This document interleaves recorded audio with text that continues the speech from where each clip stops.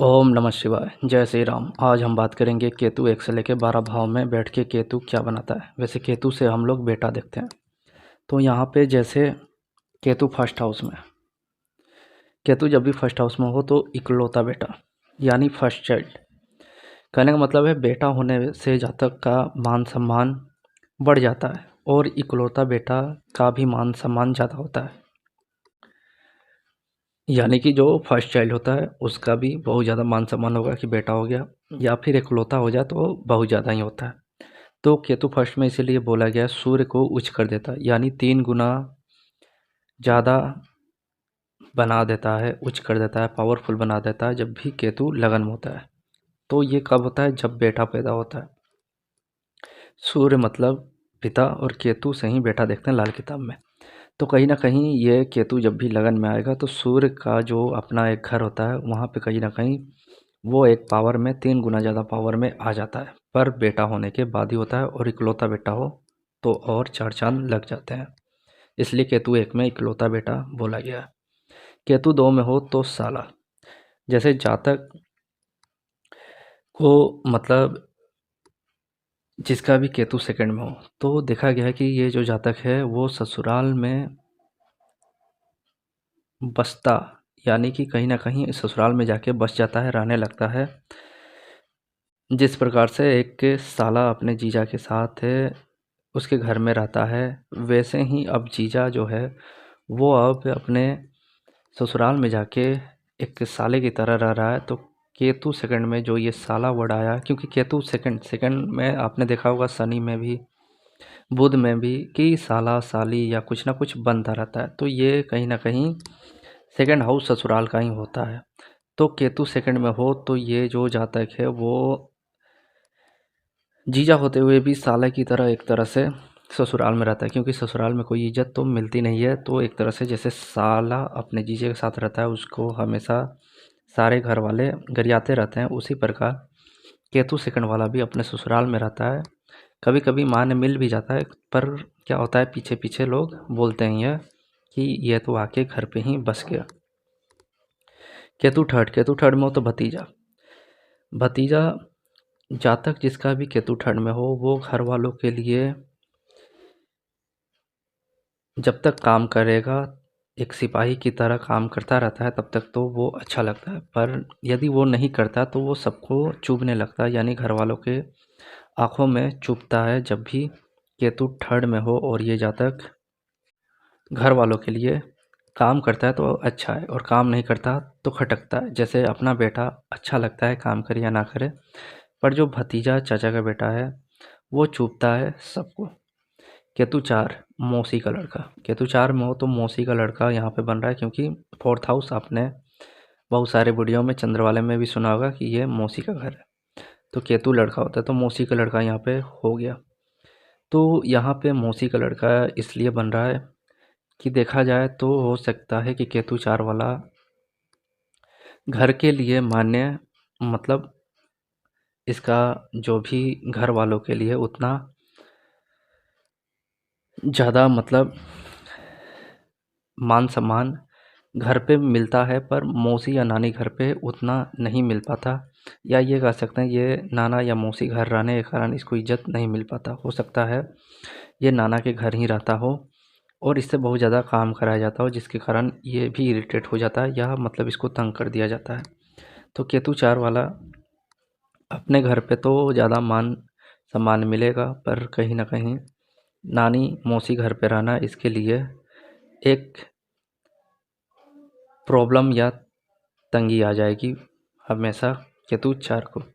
केतु 5 छोटा पोता छोटा मामा, या फिर बड़ा पोता बड़ा मामा। कहने का मतलब केतु 5 में है तो केतु जो होता है लड़का है और 5वां हाउस दादा का होता है,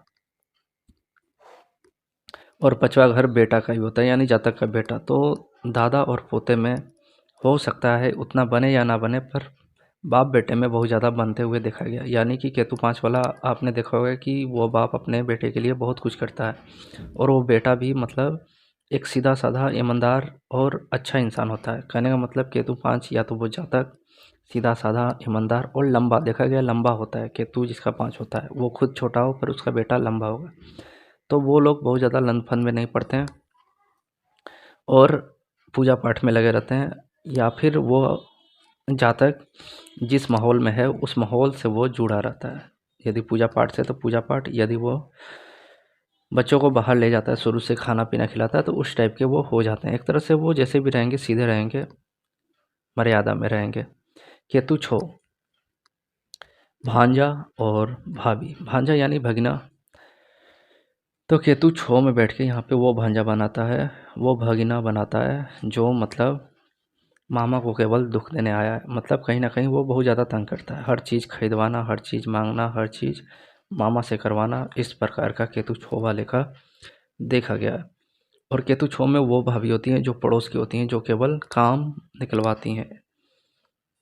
राहु छो में हो तो पड़ोस की कोई भाभी आपकी मदद कर दे, या कोई लेडीज मदद करती है, पर केतु छो में वो भाभी अपना ही मदद लेने में पड़ी रहती है। केतु 7, सेकंड चाइल्ड, यानी पार्टनर के बाद जो सेकंड छोटा बच्चा होता है, छोटा लड़का होता है, बहुत ज़्यादा भाता है, अच्छा लगता है, और वो माता पिता को लगता है कि वो करेगा, हमारे बुढ़ापे में हमारा सहारा है, वही हमारा मदद करेगा। केतु 7, तो ये जातक को सेकंड चाइल्ड से ज़्यादा उम्मीद रहती है पार्टनर के बाद। केतु 8 में हो तो मृत्यु के मातम का ठेकेदार बन के रहना, यानी कि लाल किताब में बोला है केतु 8 मृत्यु के मातम का ठेकेदार है, यानी कि ये रहस्यमय चीज़ों को निकाल के, गड़े मुर्दों को खोद के निकाल के, एक तरह से रिसर्च करके गुप्त तरीके से, राहु छो वाला मतलब जो ऑब्जर्व करेगा वो दिखाएगा और सामने प्रस्तुत कर देगा, पर केतु 8 धीरे धीरे धीरे धीरे इतना रिसर्च करके इतना चीज़ें निकाल के सामने लाएगा गुप्त तरीके से कि आपको पता ही नहीं चलेगा कि ये कब ऐसा कर रहा था, अचानक से ये किस लेवल पे चला गया। तो केतु 8 ऐसा होता है। गड़े मुर्दे को उखाड़ देना, एक तरह से केतु 8 वाले जानते हैं। केतु 9, खानदान का वफादार।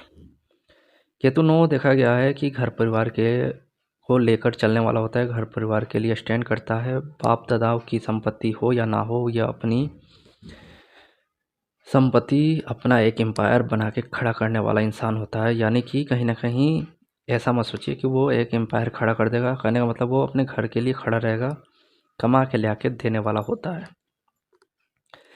तो केतु 9 खानदान के लिए वफादार होता है, हमेशा अपने खानदान के लिए सोचता है। केतु 10, चाचा का लड़का, भतीजा, बेटा बेटा के तरह ही होता है पर भाई का बेटा होता है। तो केतु 3rd में जो वो भतीजा जो काम करता था तो मान्य होता था, पर केतु 10 में यहाँ पे वो भतीजा है जो चाचा ही इसको मानेगा, यानी एक तरह से सपोर्ट करेगा। हमेशा आपने देखा होगा बहुत सारे चाचा और भतीजा में बनता है, वो सपोर्ट करते हैं, तो वो केतु 10 वाले से कनेक्ट होता है। ऐसा मतलब देखा गया है कि चाचा का जो लड़का है उसको या तो गोद लेना, या उसको हमेशा हेल्प करना या मदद करना। केतु 11 हर तरह से हेल्पफुल इंसान होता है, क्योंकि ये अपना जीवन बहुत ही ऐसे कष्टपूर्ण रूप में जिया है या अकेले जिया है, तो इसको लगता है कि जो भी इसको मिल गया अब उसके लिए बहुत कुछ करने के लिए तत्पर रहता है, हमेशा हेल्पफुल इंसान बन के रहता है। केतु 10। केतु 12 हर सुख को दुख में बदलने वाला लड़का होता है, यानी कष्टकारी कहें या कहें अपने आप में रहने वाला, अध्यात्म के साथ किसी माता पिता के साथ सुख ना, यानी कहीं ना कहीं एक तरह से सुख ना ही दे पाएगा जो भी अध्यात्म लेवल पे चला गया, मतलब घर से दूर चला गया, या फिर केतु 12 ये विदेश चले जाते हैं तो ये बाहर चला गया तो भी माता पिता को सुख नहीं दे पाता। तो इस प्रकार से इसको हम लेंगे कि हर सुख को दुख में बदलने वाला, क्योंकि केतु 12 जब भी लड़का पैदा हुआ तो उसको लगेगा कि ये बेटा मेरा हमेशा साथ रहेगा, पर वो साथ नहीं रहता, इसलिए हर सुख को दुख में बदल देने वाला, मतलब बेटा का सुख मिला पर वो घर से चला गया तो वो एक तरह से दुख में बदल गया, इसीलिए यहाँ कष्टकारी कहेंगे। यानी कि ऐसा नहीं है कि वो कष्टी देगा, तंगी करेगा, पर हाँ केतु 12 यदि खराब स्थिति में है तो हो सकता है नशा के कारण वो उसको एक तरह से प्रॉब्लम में आ जाए, जिसके कारण फिर ये दिक्कत हो सकती है, क्योंकि यहाँ पे बहुत ज़्यादा चांस बनता है केतु 12 अकेले में रह के अध्यात्म में जाएगा या फिर अकेले में रह के नशे में रहेगा, इसलिए कष्टकारी यहाँ पे हो सकता है।